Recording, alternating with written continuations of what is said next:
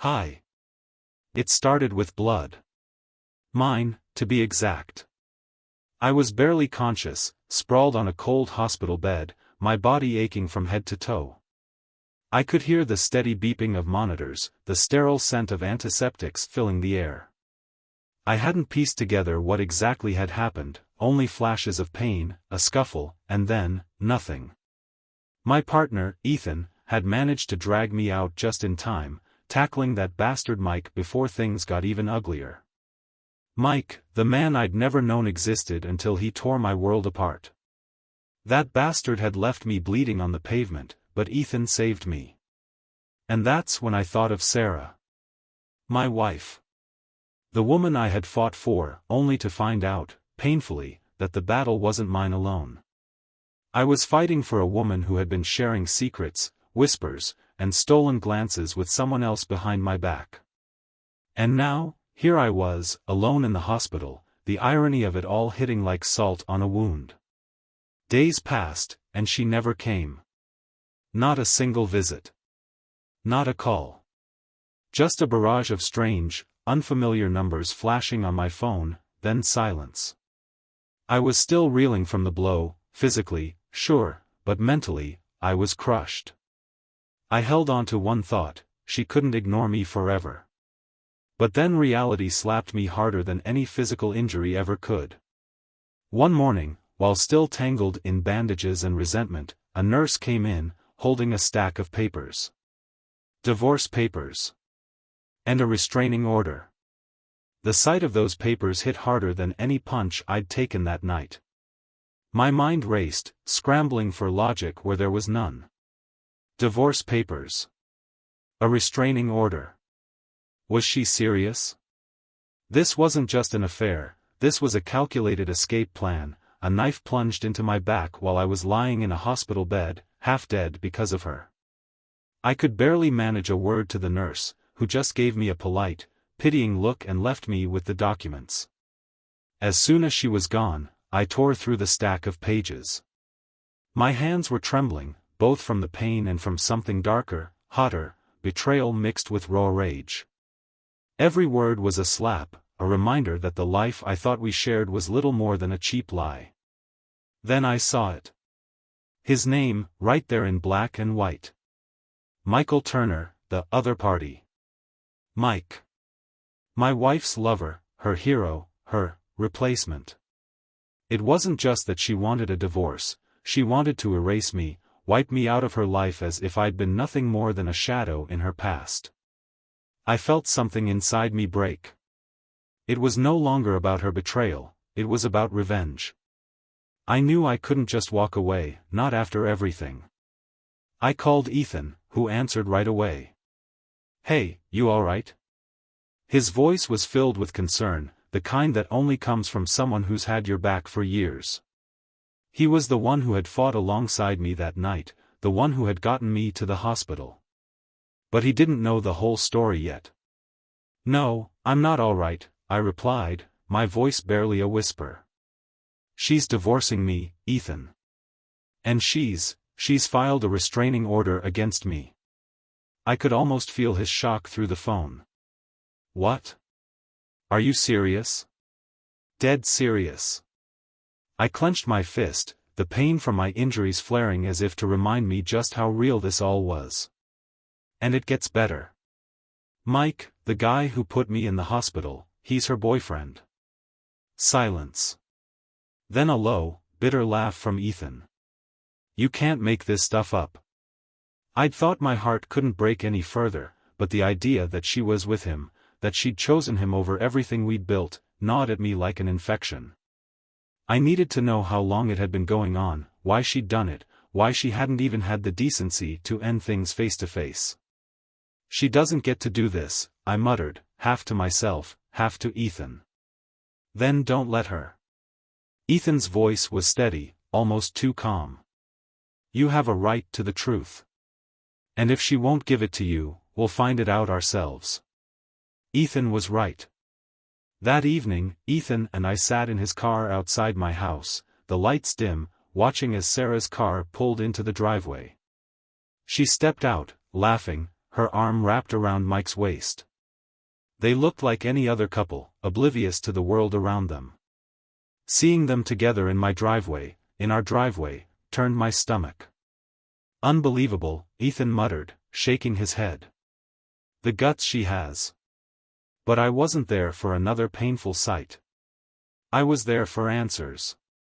The two of them went inside, and we waited a few minutes before I got out of the car. Ethan gave me a final nod, a silent reassurance that he had my back. I walked up to the front door, bracing myself for whatever was about to happen. I could hear muffled voices inside, laughing, as if this was some cozy scene they'd shared 100 times before. I turned the handle and walked in, not bothering to knock. Sarah's face went pale the second she saw me. Mike stiffened, his grip tightening around her as though I were some dangerous intruder. In that moment, the woman I'd known, the woman I'd loved, transformed into a stranger, someone who looked at me with a mixture of disdain and indifference. "What the hell are you doing here?" Sarah demanded, her voice cold. She stepped back, as if my very presence was contaminating her space. "I came to get answers," I replied, barely able to contain the tremor in my voice. "And I'm not leaving until I get them." Mike smirked, crossing his arms as if he had some kind of upper hand. "We thought you'd get the message with the papers," he sneered. I ignored him, focusing on Sarah. "How long?" I asked, my voice cracking. "How long have you been lying to me?"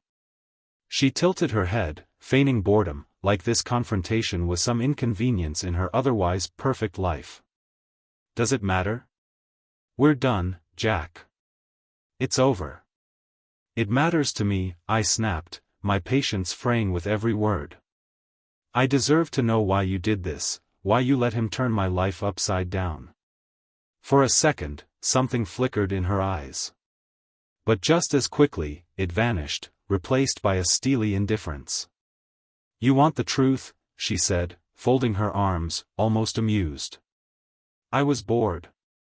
"You're predictable, Jack. Routine. I needed more, something exciting. And Mike gave me that." Every word felt like a dagger. Predictable? Routine? I'd loved her, supported her, built a life with her. And to her, that was nothing more than a dull routine. The rage inside me simmered, but I fought to keep control. "You betrayed everything we had, and you think you can just walk away? That's not how it works, Sarah. Not after everything." She laughed, a bitter sound that twisted my stomach. "You're such a martyr, Jack. Always trying to be the hero. But guess what? You were never enough for me." I felt myself break in that instant, the last remnants of the man I used to be crumbling. I'd been betrayed, beaten, and cast aside, and now she was looking at me like I was the pathetic one. The one left holding the pieces while she moved on with her new life. I took a step back, shaking with anger and disbelief. Ethan was still outside, but I felt his support even from a distance. I had come here for answers, and I'd gotten them, but it didn't bring me peace.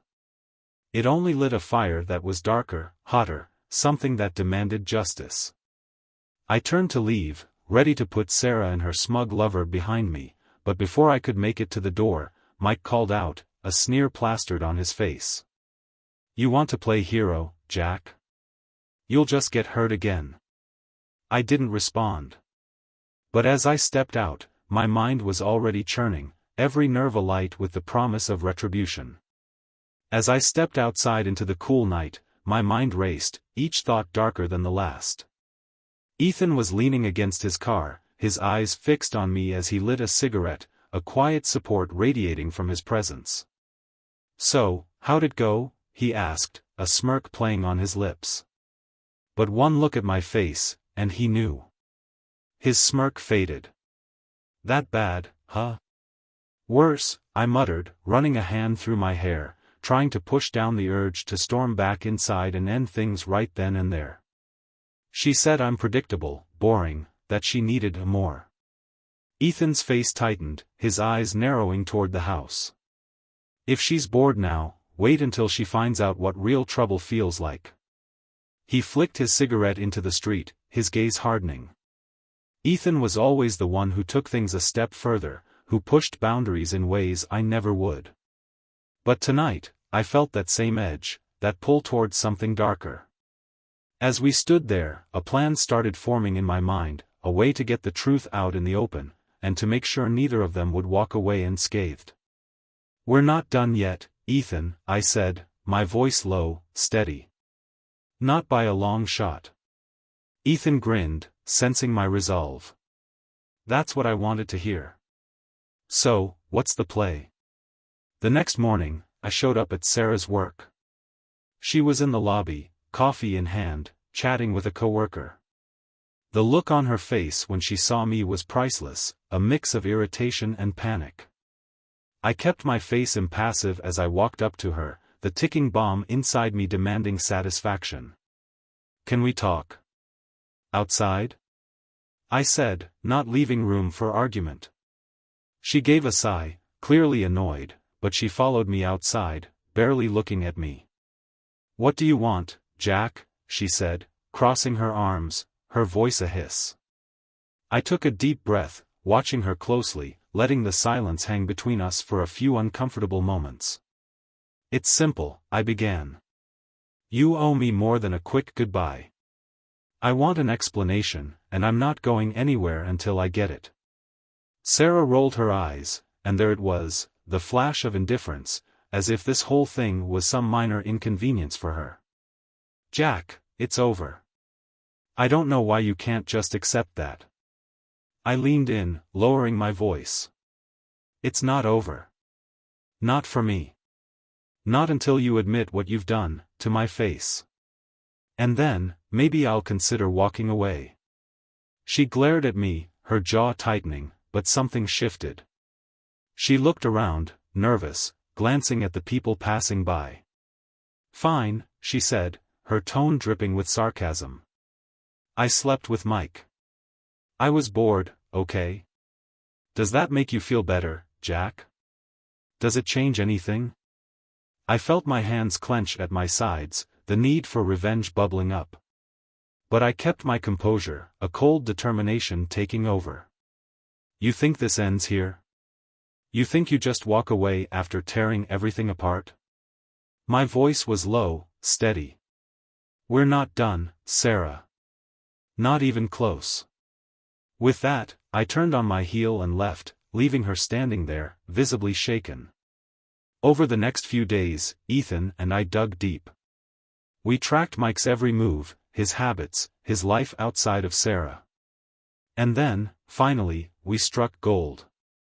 I found out that Mike had a few secrets of his own, debts, shady dealings, and an arrest record he'd managed to keep under wraps.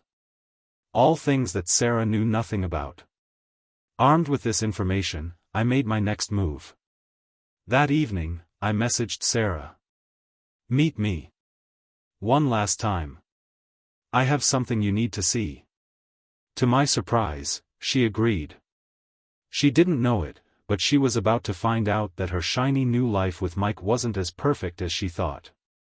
We met in a quiet, empty park at dusk, the air tense with anticipation.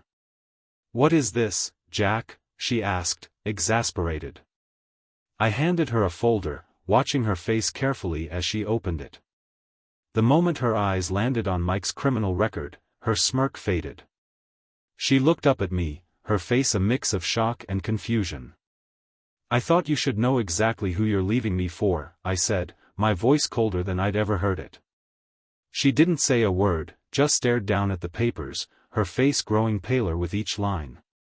Finally, she looked up, her eyes filled with a strange mixture of anger and fear. "Why are you doing this?" I shrugged, my gaze unwavering. "Because you threw everything we had away for this guy. I figured you'd want to know what you're signing up for." Sarah's composure cracked, and for the first time, I saw her defenses drop. She looked uncertain, lost, her usual arrogance slipping. But I felt no sympathy, no regret. She'd chosen her path, and now she had to face it. I turned to leave, but before I took a step, I looked back at her one last time. You could have just been honest with me, Sarah. We could have ended this the right way. But you chose lies, betrayal. Now, whatever happens from here on, that's on you. And with that, I walked away, feeling the first shred of peace I'd felt since it all began. I didn't expect what happened next.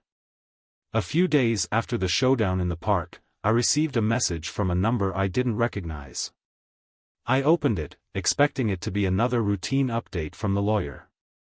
But what I saw stopped me cold, a blurry, poorly lit picture of Sarah, bruised and crying, with a message below.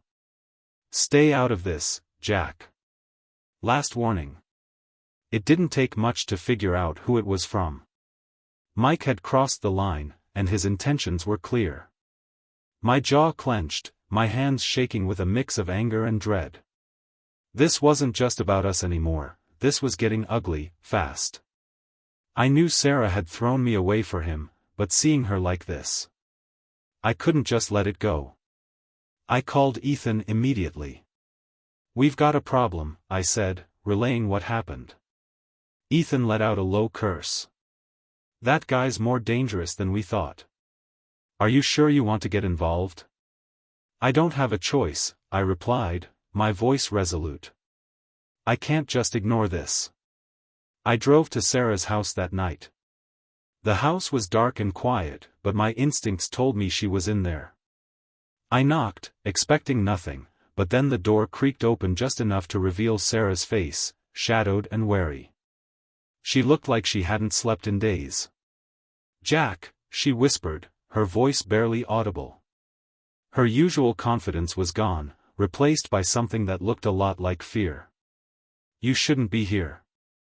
Yeah, I've been told, I replied, pushing the door open wider.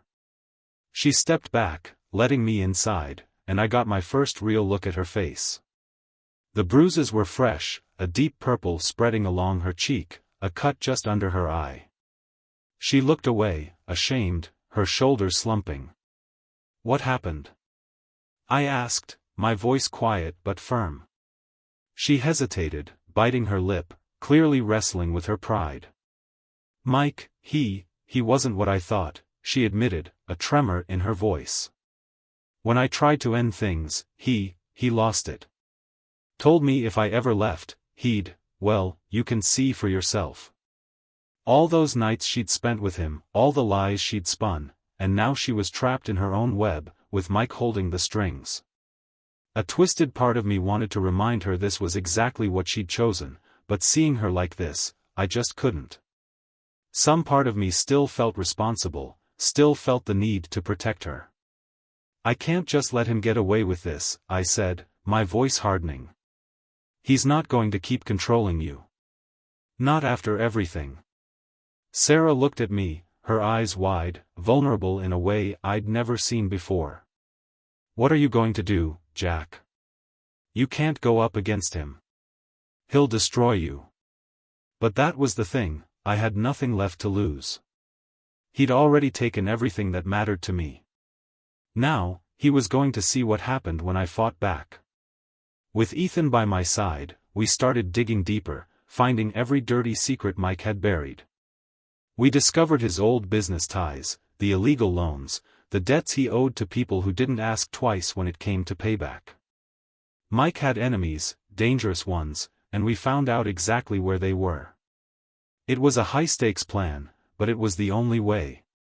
We knew he'd try to retaliate, but I was ready for whatever he threw my way. When Mike got word that I was digging into his past, things escalated fast. He began showing up outside my place, following me, leaving threats on my car, reminders that he was still watching. But the worst came one night when Ethan and I were at the bar, going over our next steps. My phone buzzed with a message from Sarah, a single line that sent a chill down my spine. He's here. He's coming after you, Jack. Ethan and I barely had time to react before we heard tires screeching outside. We exchanged a glance, knowing what was coming. Mike burst through the door, his face contorted with rage, a dark, dangerous look in his eyes. He lunged, fists swinging, but Ethan was faster, grabbing Mike by the arm and twisting it with a sickening crunch. I heard the crack as his arm snapped, but Mike's fury didn't let up. "You think you can mess with me?" he shouted, his voice hoarse. "You think you can just take what's mine?" I stood my ground, meeting his gaze with cold defiance. "Sarah was never yours.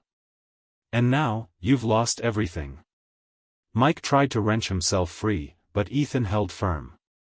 "You're done, Mike," he growled. "You crossed too many lines, and now you're facing the consequences." But then, as we dragged him outside, the flashing lights appeared, cops, summoned by someone in the bar. Mike's twisted grin faded as he realized what was happening. He was about to be exposed for everything: the threats, the abuse, the illegal deals. And just like that, he was finally trapped. In the aftermath, Sarah came to me, fragile but grateful. She apologized, stammering out words I'd waited so long to hear, but they felt hollow now. The damage was done, and I'd already made my peace with it. I wasn't interested in rebuilding, in mending a broken trust. "You don't owe me anything," I told her, my voice calm. "Just remember this the next time you think about tearing someone else's life apart." She nodded, a shadow of her former self, finally realizing the cost of her choices. As I walked away, Ethan fell into step beside me, clapping a hand on my shoulder. "It's over," he said with a small smile. And for the first time in a long while, I felt a weight lift from my shoulders. In that moment, I knew I'd finally found closure, not through forgiveness, but through reclaiming my own life. And as we walked into the night, I knew that whatever came next, I was ready. A week passed, and life had started to settle. The storm was over, or so I thought. Then came another twist, one I hadn't seen coming. One evening, as I was unpacking boxes in the new apartment I'd rented to escape the ghosts of that old life, I got a knock on the door.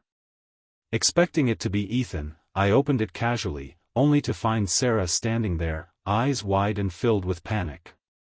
She looked over her shoulder, as if she were being followed, and pushed her way inside before I could say a word. "What are you doing here?" I asked, the exhaustion in my voice barely hidden. "Jack, I know I have no right to be here, but something's happened," she said, her voice barely above a whisper. I think someone's after me."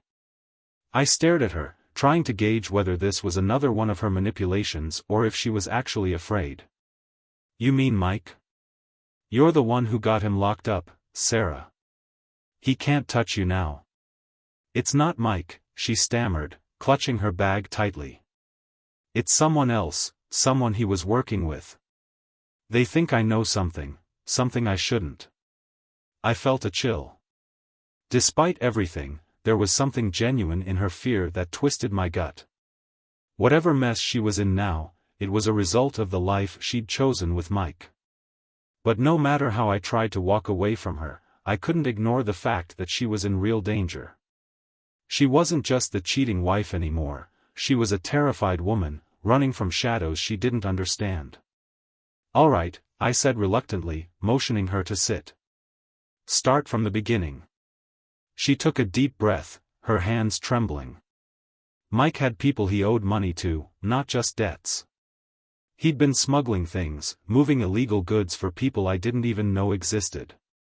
When he got arrested, they must have thought I knew something, or that I had some kind of leverage. "They started following me, Jack. I can't sleep, I can't go to work. And now I have nowhere else to turn." I didn't want to believe her. Every rational part of me screamed to walk away, to let her face the consequences on her own. But then she said the one thing that made my blood run cold. "They said they're coming after you, too." I froze, my thoughts racing. If she was right, this wasn't just her problem anymore.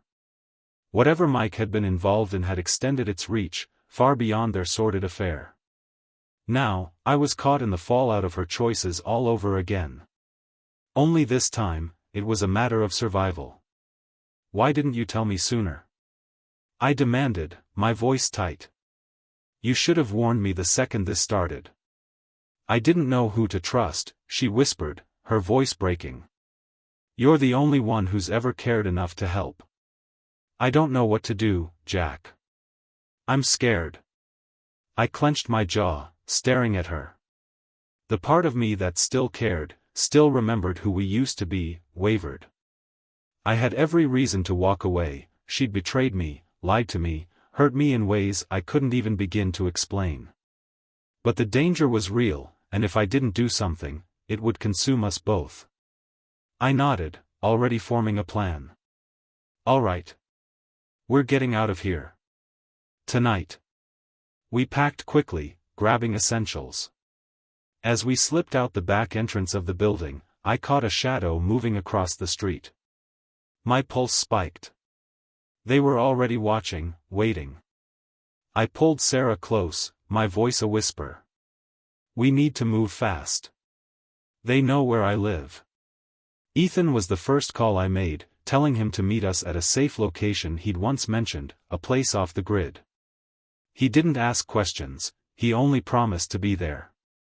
As we drove through the deserted streets, my mind raced through every possibility, every angle.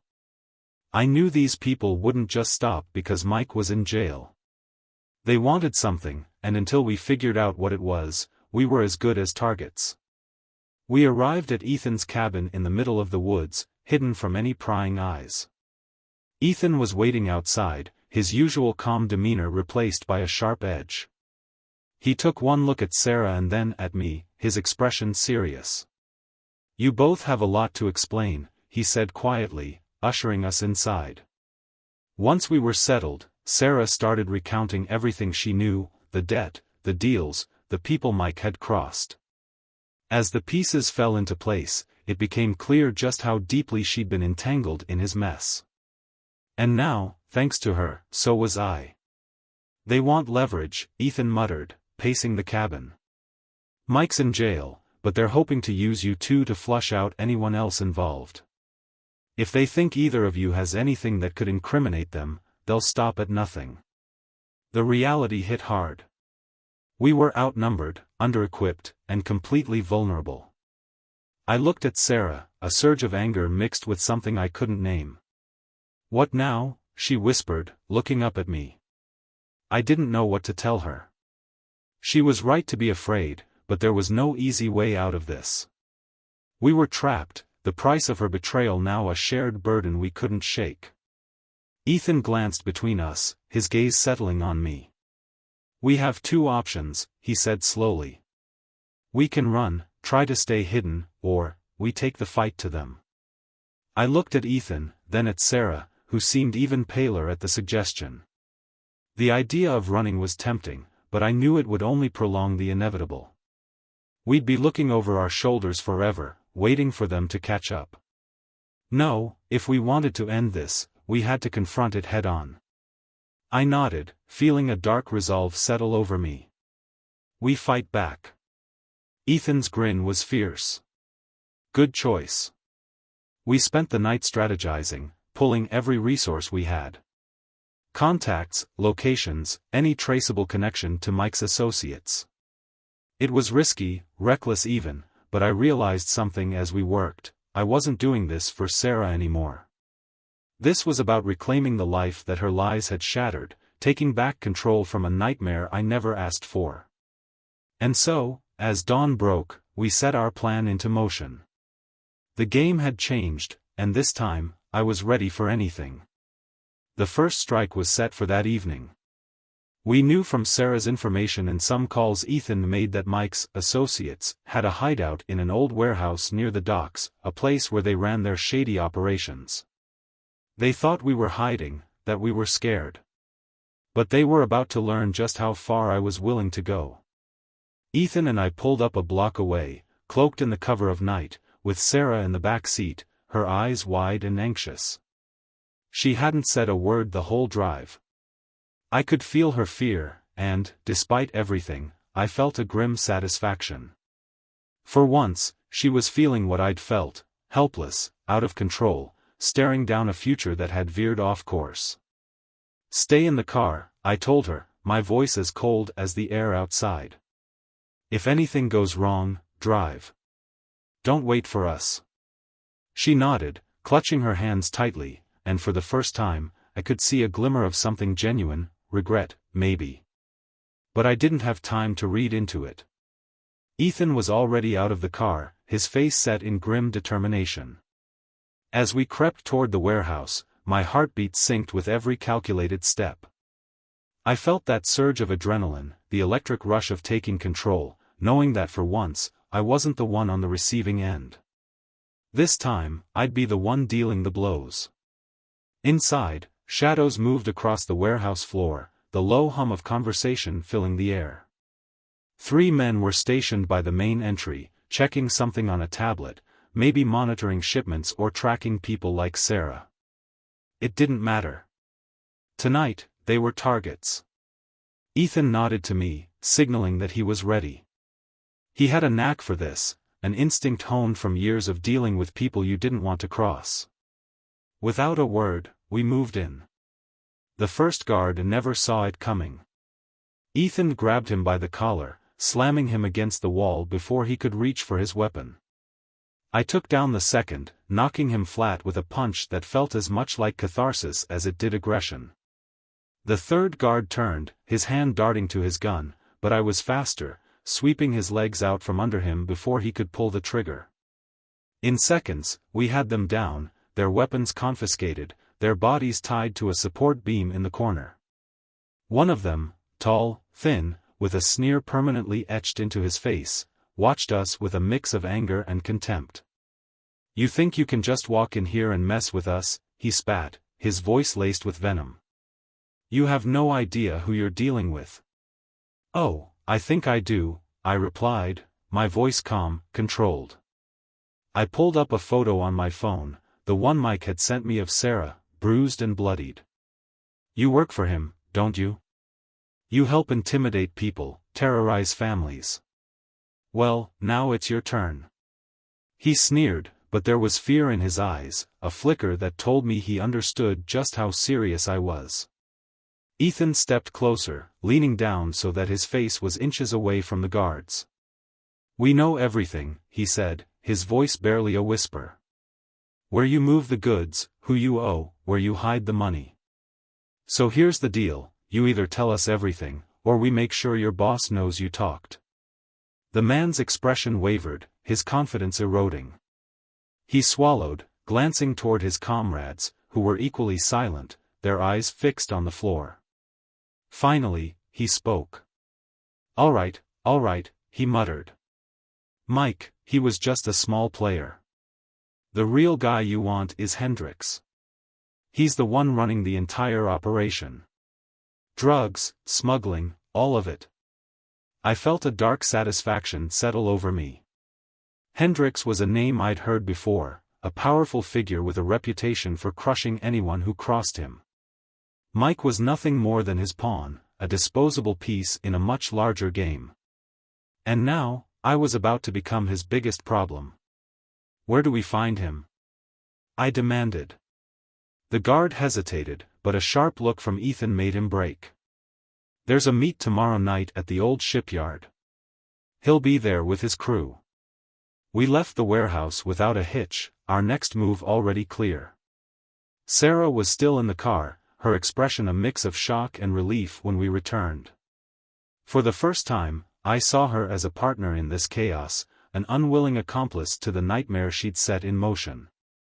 The next night, we arrived at the shipyard, cloaked in darkness, waiting for Hendricks to make his appearance. The air was thick with tension, every creak and rustle amplified in the silence. Ethan had set up a vantage point, his rifle trained on the main entrance, while I waited below, concealed behind a stack of shipping containers. Sarah stayed in the car, as instructed, her face pale as she watched from a distance. It wasn't long before headlights appeared in the distance, a convoy of SUVs pulling up to the yard. The doors opened, and men poured out, Hendricks' crew. Then, finally, the man himself stepped out, a tall, imposing figure with a cigar between his teeth, radiating the kind of arrogance that came from a life of untouchable power.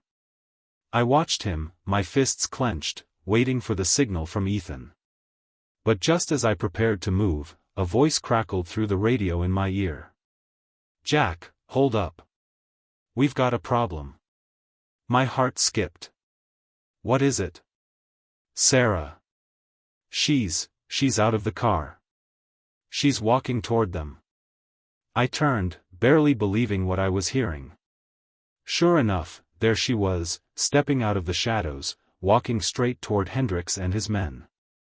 My mind raced, trying to understand what was happening. Why would she risk everything? "Sarah." I whispered harshly into the radio, hoping she had hers on. "What the hell are you doing?" She didn't respond. She just kept walking, her gaze fixed on Hendricks, her posture tense but determined.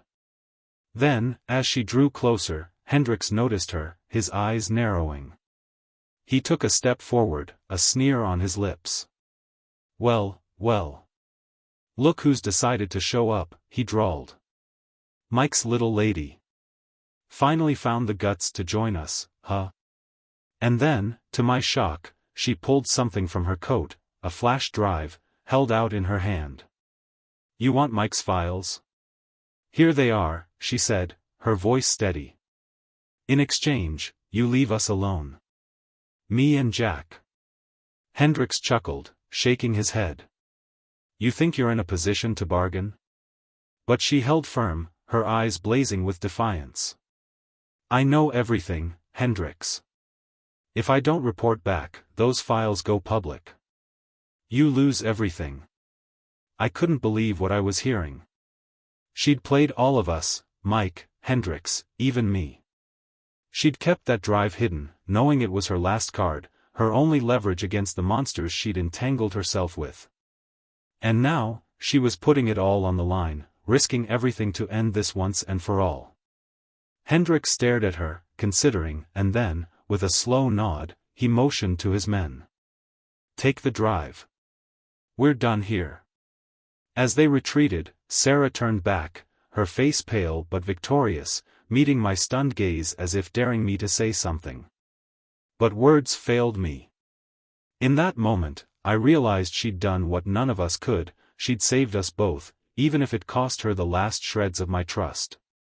We left the shipyard in silence, and as we drove off into the night, I couldn't shake the feeling that I'd just witnessed the most unexpected twist of all. Sarah, the woman who'd torn my world apart, had just saved my life. The drive back was quiet, the air thick with words unspoken. Sarah sat beside me, her face illuminated by the passing streetlights, her expression unreadable. I kept my hand steady on the wheel, feeling the strange weight of gratitude and disbelief tangled in my mind. She had saved me, saved both of us, but why? After everything she'd put me through, I couldn't make sense of her motives. As we pulled up to my apartment, I parked but made no move to get out. Sarah turned to me, her voice soft, almost hesitant. "Jack. I know I can't take back what I've done. But I had to make things right, somehow." I let out a slow breath, leaning back in my seat, staring at the dashboard. "Right? Sarah, you tore my life apart. You let someone like Mike into our lives, and I nearly lost everything. And now you want to make things right?" Her shoulders sagged, and she looked down, fiddling with the hem of her jacket. "I never wanted it to go this far. I didn't think I'd end up here, fighting to survive alongside you. I just wanted to feel alive again." I closed my eyes, letting the weight of her words sink in. "So, what now? You put yourself and me on the line to save us from Hendricks. But where does that leave us, Sarah?" She shook her head, visibly exhausted, her voice barely a whisper. "I don't know, Jack. I don't know if there's a way forward for us." I was about to respond when Ethan's car pulled up behind us. He stepped out, giving Sarah a long, scrutinizing look before nodding at me. "Glad to see you both made it out. What's the plan now?" "We figure out what to do with that drive," I replied. Whatever Mike kept on, it could lead to more of Hendrix's people. Sarah stiffened, glancing at the drive, which now sat in my hand. I don't think that's a good idea, Jack. You don't know the kinds of people Hendrix works with.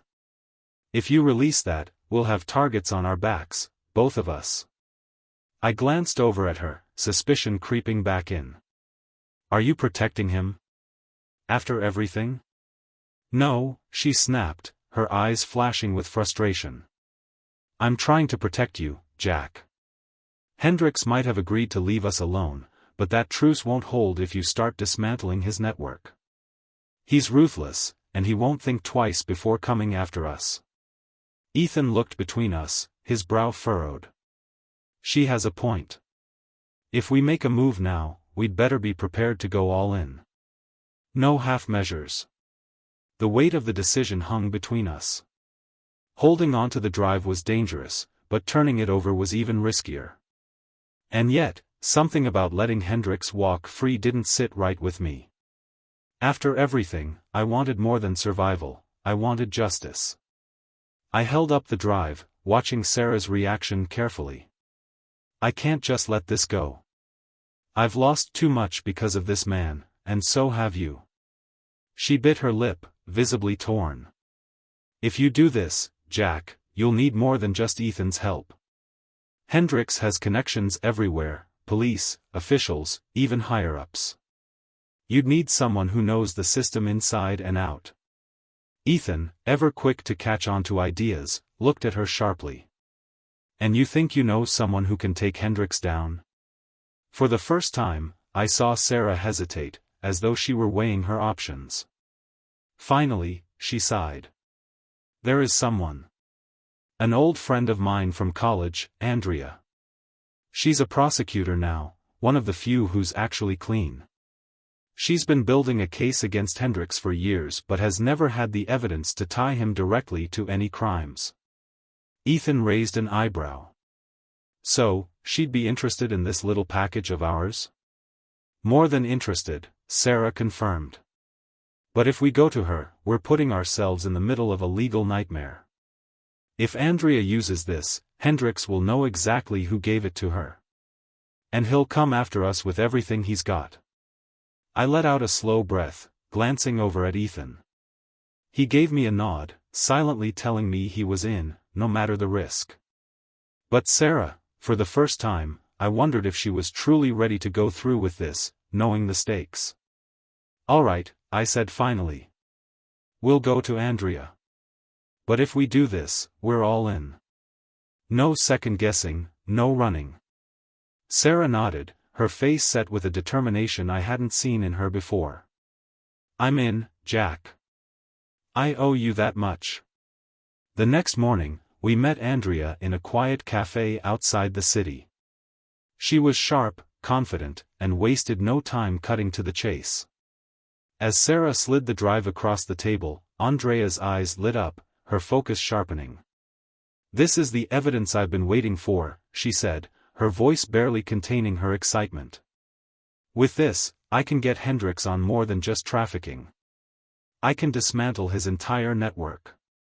Sarah's face softened, visibly relieved, as though handing over the drive was finally freeing her from the chains of her past. But Andrea's next words pulled us all back to reality. But you need to know, if I take this, it's going to paint targets on all of you. Hendrix has people everywhere. Witness protection might be necessary. Witness protection. The words hit like a punch to the gut. I hadn't thought that far ahead, hadn't considered what this might mean for my entire life. Ethan and I exchanged glances, both of us silently understanding the magnitude of what we were about to lose. Our homes, our lives, our identities. I'll do it, Sarah said softly, her eyes fixed on the table. If it means Hendrix goes down, I'll do whatever it takes. Andrea nodded, looking to Ethan and me for confirmation. You too? Ethan gave a solemn nod, and then it was my turn. I took a deep breath, feeling the weight of it all bearing down, but I knew I couldn't turn back. Yes, I said, my voice steady. We're in. Andrea closed her hand over the drive, a determined glint in her eye. Then let's get to work. The process moved quickly. Within days, Andrea had Hendrix's network under federal scrutiny, every move monitored, every asset frozen. Hendrix was cornered, but the retaliation came swiftly. Threatening notes, anonymous calls, even a break-in at my apartment confirmed that the danger was real and unrelenting. A week later, as Hendrix was officially arrested, the news painted it as a victory. But for us, it was the start of a new life. Witness protection had already been arranged, and it was time for each of us to step into roles we'd never imagined. Sarah approached me on the last night, her face solemn, her voice quiet. "Jack. I just wanted to say, thank you. For everything. For not walking away when you had every reason to." I looked at her, feeling an odd sense of closure. She'd broken my trust, shattered my life, but she had also fought beside me, risking everything to make things right. "Goodbye, Sarah," I said, offering her a nod. "Take care of yourself." And then, with a strange sense of peace, I walked away, leaving the wreckage of the past behind me. In that moment, I realized something. She had saved my life, but in doing so, she'd given me something more, my freedom. 2 months into witness protection, my new life was quiet. Too quiet. I was relocated to a small, coastal town under the name Daniel Myers. I'd traded in my old life for anonymity, and the simplicity was jarring. There were no more shadowy threats, no more confrontations. Just the sound of the waves, a creaky old apartment, and strangers who knew me as nothing more than the new guy from out of town. For a while, I kept my head down, hoping I could settle into this routine, start fresh. But some nights, when the silence grew too loud, I couldn't shake the memories of everything that had happened, the betrayal, the showdown with Hendrix, and even the tense, strange alliance with Sarah. I tried not to think about her, about Ethan, about the life that had been carved out from under me. But as much as I tried, pieces of it would creep back, pricking like old wounds that hadn't fully healed. Then, one evening, as I was closing up the small dockside store where I'd been working part-time, I felt someone's eyes on me. I turned, catching a glimpse of a figure leaning against the streetlight across the road. He was tall, wearing a black coat, his face obscured by shadows. My heart skipped, old instincts kicking in. I forced myself to stay calm, pretending not to notice as I finished locking up, moving slowly toward my car. The figure didn't move, just watched. But something in my gut told me it wasn't just a passerby. My mind raced. Could it be someone from Hendrix's crew? Maybe one of his associates who hadn't gone down with the rest of his network? As I slid into my car, I felt a jolt of panic, half expecting the figure to approach, to make a move. But as I pulled out of the parking lot, I saw him simply turn and disappear into the night. It left me rattled. Was I just being paranoid? Maybe it was nothing more than the residue of a life spent looking over my shoulder. But that sense of unease grew over the next few days. I noticed small things: my mail opened and hastily resealed, footprints in the sand outside my door.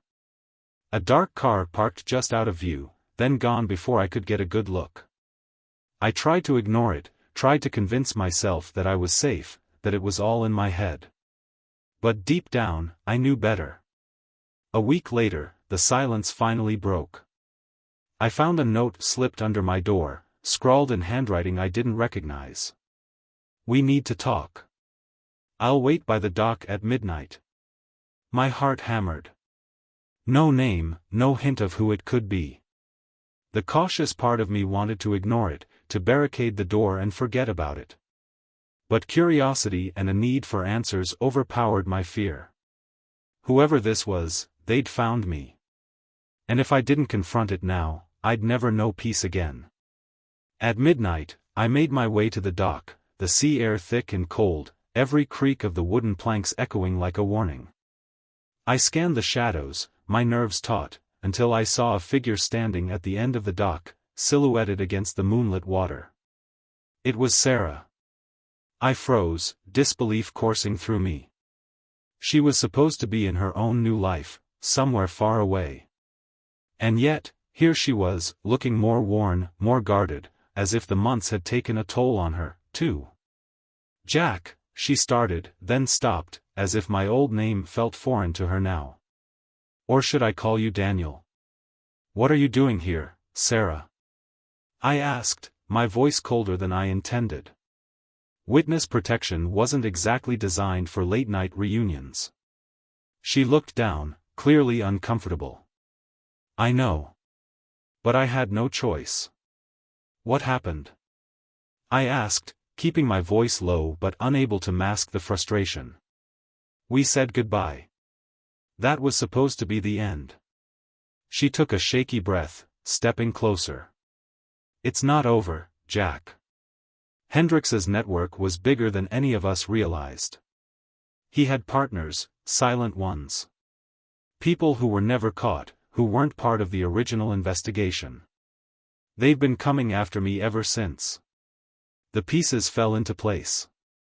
If Hendrix had powerful allies still out there, then Sarah wasn't safe, and, by extension, neither was I. "I've had to keep running," she continued, her voice breaking.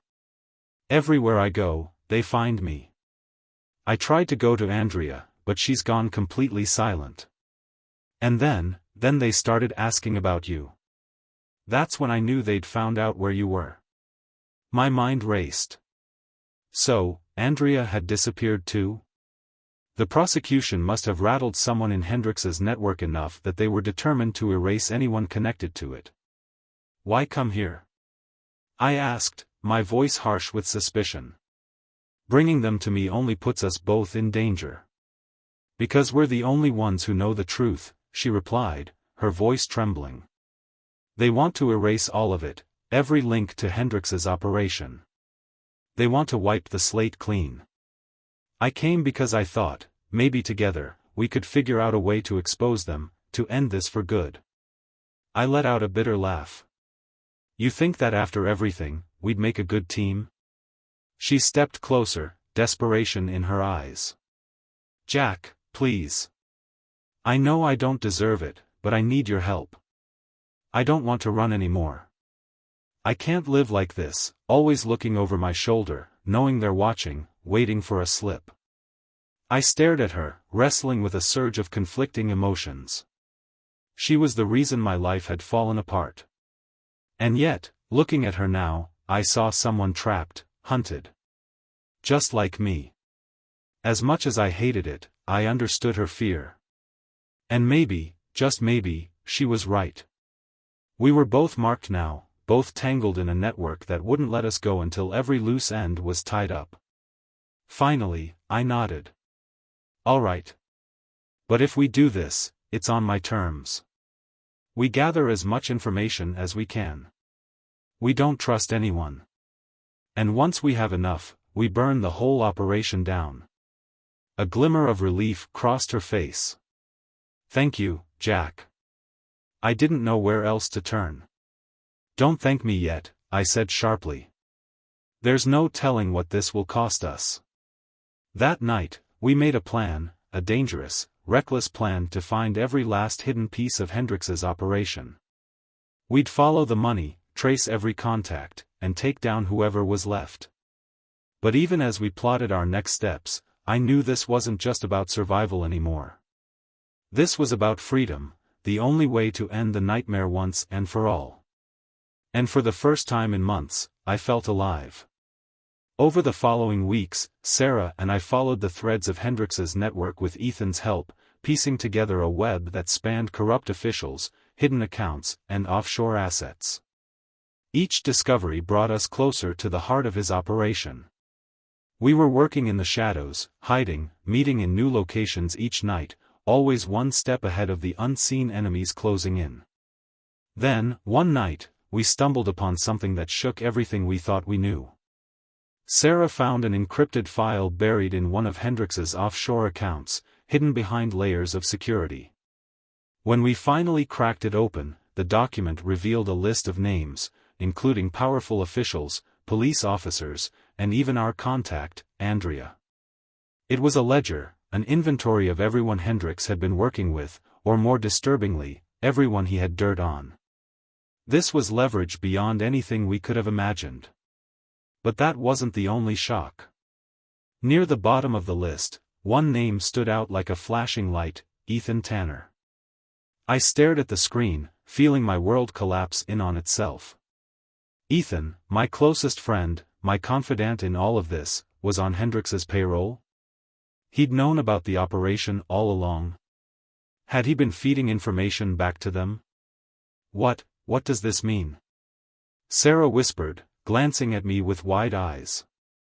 It means, I said slowly, the betrayal sinking in like ice, that everything we've done, all the plans, every move we made, Ethan knew about it. And if he's with them, then they know, too.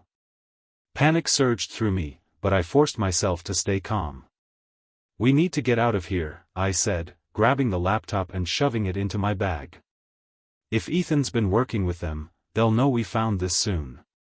But as we moved toward the door, it swung open, and there stood Ethan, his face an unreadable mask. I wondered how long it would take you to figure it out, he said, his voice eerily calm. Guess you're sharper than I gave you credit for, Jack. I felt a surge of fury and betrayal so fierce I could barely breathe. Why, Ethan? After everything we've been through, why? He sighed, shrugging, a mocking look in his eyes. Power, Jack. It's always about power. Hendricks offered me a life that people only dream of. Security, wealth, control. I couldn't pass it up, and neither would you if you'd been smart enough to see the opportunity. Opportunity? I shot back, clenching my fists. You call tearing apart lives and selling out your friends an opportunity? Ethan smirked, his gaze shifting to Sarah. I'm just tying up loose ends, Jack. You were supposed to stay hidden, disappear, but you just couldn't leave it alone, could you? He pulled a gun, aiming it at us both, and a chilling calm settled over me. This was it. I was face to face with the final betrayal, the ultimate twist in this brutal game, and I could feel the weight of it like a stone in my chest. But I wasn't about to let him take everything from me, not after everything I'd lost. In a flash, I lunged forward, grabbing his arm and twisting it, the gun clattering to the floor. Sarah jumped back, stunned, as we struggled, each of us fighting with a desperation that was primal, fierce. Ethan was stronger, his grip relentless, but my anger, my rage at the betrayal gave me an edge. I managed to break free, slamming him against the wall. But just as I went to reach for the gun, he laughed, a cruel, knowing sound that sent a chill down my spine. You think taking me down will end this? He sneered. There are more out there, Jack. They'll come for you both, and when they do, they'll erase you like you never existed. I didn't hesitate. I grabbed the gun and aimed it at him, my hand steady. Then let them come, I said, my voice cold. And in that moment, I pulled the trigger. Ethan crumpled to the floor, his mocking smile finally erased, his threats silenced. The silence that followed was deafening. I could feel Sarah's presence beside me, her hand trembling as it found mine. It's over, she whispered, her voice barely audible. But as I looked down at Ethan, his final words lingered, a dark reminder that the battle was far from over. The people behind Hendricks, the unseen forces pulling the strings, they wouldn't let this go. We'd taken down one piece of the network, but there were more, hidden in the shadows, waiting. Sarah squeezed my hand, and in that moment, we both understood. We would never truly be free. But together, with the truth in our hands, we had one final mission.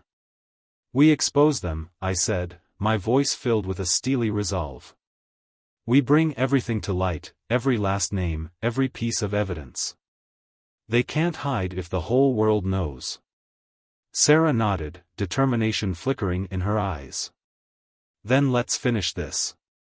Together, we walked out of the warehouse and into the night, ready to face whatever came next, armed with the truth and a new purpose. In that moment, I realized that freedom wasn't about hiding. It was about facing the darkness head-on, refusing to let fear control us. The game wasn't over. But this time, we weren't running. We were ready to burn down the empire they had built, no matter the cost. Bye for now.